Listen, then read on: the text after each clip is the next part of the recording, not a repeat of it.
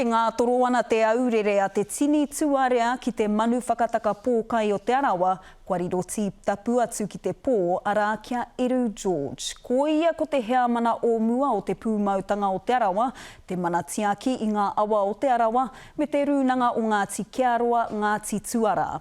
Tua ia ko ia tētahi o ngā pou i tā rewa tūa i te kamupene Miraka Māori o Miraka. Kai tōna kai pō kai Kiaroa marae ia e tira hāna i tēnei wā, a pōpō poroporo wā ki hia ia ki te marae o Mōkai. Eru George.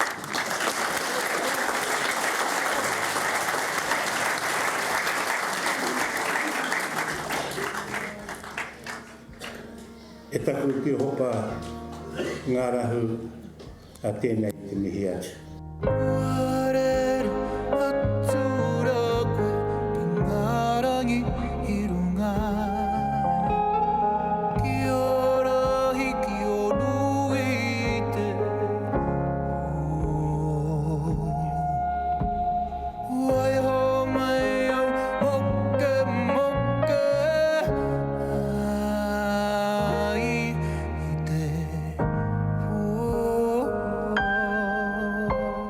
Kei te mamai tonu te hapu, ki te mamai tonu te whānau.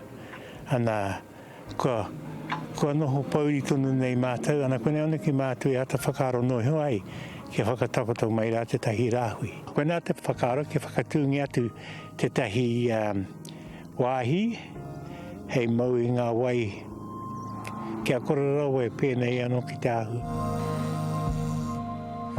Takai o rā.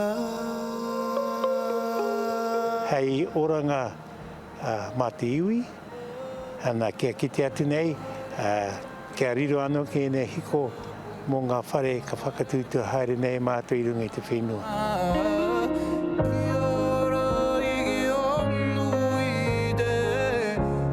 Koe nānu ki ka timata mai rā ngā taukumukume, ngā pakanga, oraraua e tāi e rātau. Te kiri i te whenua, tuatahi. Kia kororau e here mai rā ngā mihini nui.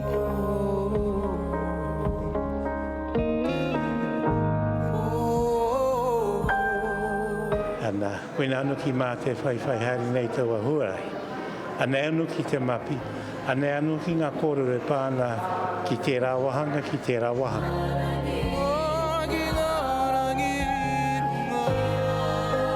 Ko te mutunga mai, kare no mātou hihia ki te haere ki te kōti. Kariro mā te kōti mātou e whakawa.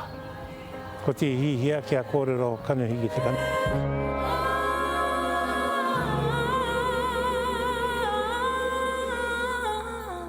Aroa hoki te wā e mahi tahi a te arawa me ngā tūruhi. Mai te wā i hu a Tarawera. Ana koe nāno ki ngā mahi kei te haere tonu i tēnei wā.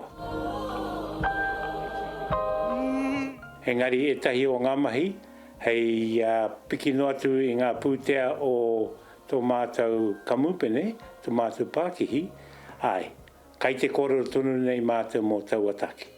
Ko te hihia kia noho i ho mātou i roto i a te arawa.